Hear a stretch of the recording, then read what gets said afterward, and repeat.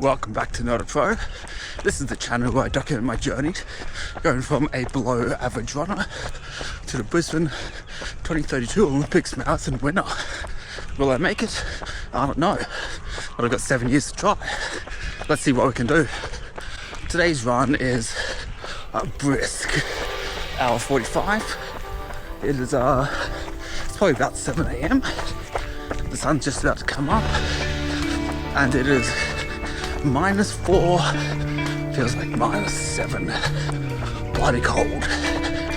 It's just going to be a nice easy long run, so sit back, relax, and we'll dive into a few topics. Seems like the only thing I do in these videos is complain about the cold. I mean, I was born in July. Actually, the time of filming next week is my 29th birthday, so I'm gonna get 29 of you guys that haven't subscribed to please subscribe. Good birthday present. Anyway, so I was born in July in the cold, but I just can't deal with it. I don't know. The cold just doesn't sit right with me. I have really considered moving out to Brisbane, not just because we're right on the course that I want to race and win in, but also because it's just warmer. Like, Brisbane's normal minimum temperature is like 10 degrees. Oh, as I said earlier, it's -4. Oh, 15 degrees warmer. Oh, that would be lovely. But I have a wife and son and work obligations, so it's not going to happen, unfortunately. But I can always hope and dream. So what's the game plan for today? So first I want to talk about how I'm able to fit in my training around work.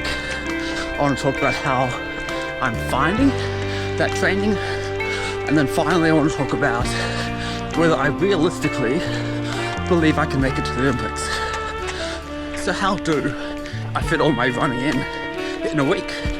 Now, it's pretty tough, I'm not going to lie. I've seen a few people that have similar goals to me. Obviously they're a lot faster than I am. They're in a much larger run volume, but they don't have work. Their job is running and YouTube. And so I always see them complaining, and I'm a bit confused.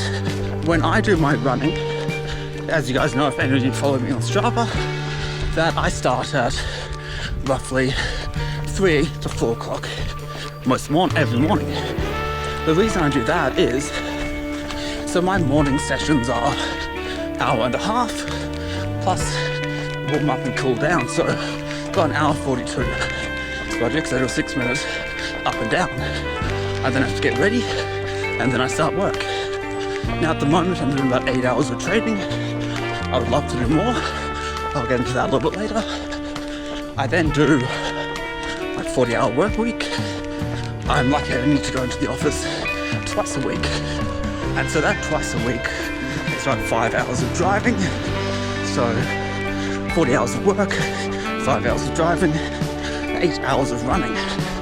Now obviously I've got some strength and conditioning as well. Chuck another hour in there per week. So that comes up to 45 hours a week for work, another 9 to 10 hours for running, which brings you to 55 hours per week. Now, I really love, I think it's Faith Kipyegon. She's a mother, but she is peak performance, but she still has time for family and all that. Now, obviously I've got the same thing. I've got my son, I've got my wife, but all these other responsibilities. A lot of these younger millennial runners, they don't have that family aspect. Yes, they might have a partner, or they might be looking for one, but they don't have the kids to factor in. And what I found is that takes up the most time. Every spare minute you have goes into the kids. Now what I haven't mentioned is my YouTube. I spend 3 to 4 hours a week filming, editing, and doing thumbnails and all that. A lot of these other runners have just running and then YouTube. Yes, the content is better than mine because they got the time. But what I find is the more stuff you've got going on, the more you can do. Because you do the minimum. You're not doing all this fancy stuff. Now I'm looking to grow this channel over 7.5 years. I'm looking to grow not just my running, but the YouTube. I want to really show a novice to a pro. These other guys are already pros, and so they feel like they need to be a pro and do the best edits they can, which takes time. But even if you do 20 hours a week of running, and then you do 15 hours for one video, that's still only 35 hours a week. Like, that's still 20 hours less than what I'm doing, not including my YouTube, not including parent responsibility. How am I finding the early morning starts when it comes to my training? Not too bad.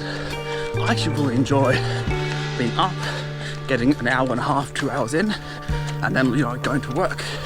It feels so good to be like, I've done my training, I am getting better, and I don't need to worry about rushing home and fitting stuff in the afternoon. But talking about afternoon, I'd actually planned to this week start doing Arvo sessions, so double days. I haven't yet. The main reason for that is because my wife has to travel to Chile for work. Now she hasn't left yet, but it was planned to be, I think, initially we thought it'd be August, but now it looks like it might be September. And I don't know if that'll be a week or 2 weeks or 3. So I can't do, when it's just me and my son, I can't do the other Arvo sessions because I need to look after him. I need to be there for him. He's only 4.5 years old, so he can't be left on his own, which is another, I guess, benefit to these running YouTubers that don't have kids. They can run whenever they want. But so I haven't done that yet.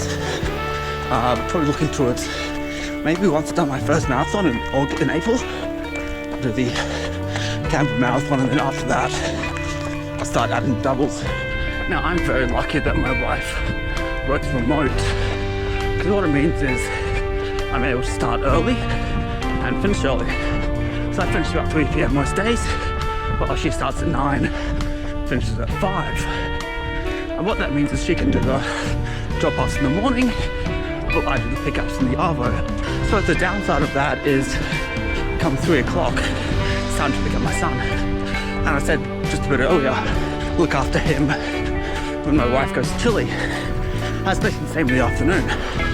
I can't just go out for a run and do doubles while these other single/kidless runners can, because I've got responsibilities, as do all parents. While these ones, they can just do whatever they want, whenever they want.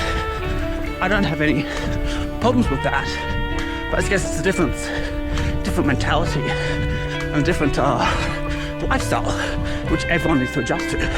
Another downside I've noticed with my 3 a.m. runs is if I want to go, I don't know, stay late at work or something, my mind is just gone. You know, I do my 8 hours, and after that I'm exhausted. Like, you maybe push it to 3:30, 4 o'clock, or depends how much coffee I have.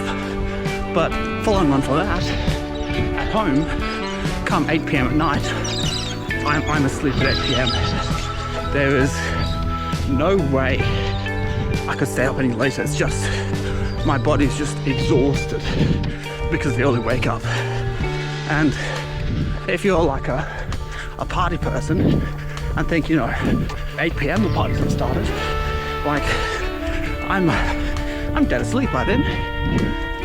Other than that, what I found, I think it's partly because of the cold weather and because I've got fans blowing right at me to keep me cool, is that I'm getting a bunch of chafing and rashes in unmentionable areas. It's 100% due to the cold, I believe, and the fans being there. So I'm really looking forward to, you know, warming up in a couple of weeks, 6 to 8 weeks, and then hopefully all that goes away. But it doesn't really impact my running. It's more like just a constant little nuisance. Now, the question of whether I believe I can realistically make it to the Olympics. I don't know, but I'm going to try anyway. I've got nothing to lose. If I don't make it, I'm going to be a bloody good runner. If I do make it, glory. Now, I've got a video of my training week. I think I'm going to upload it the week before this one. Not sure exactly what my peak distance will be because I'm currently halfway through the final run of the week. It'll be around about 65k. Now, will 65k get me to the Olympics? Hell no. Easily got to be doing 200 to 250, but it's the first step. I've got 7 years left. I've got time to build up the distance slowly.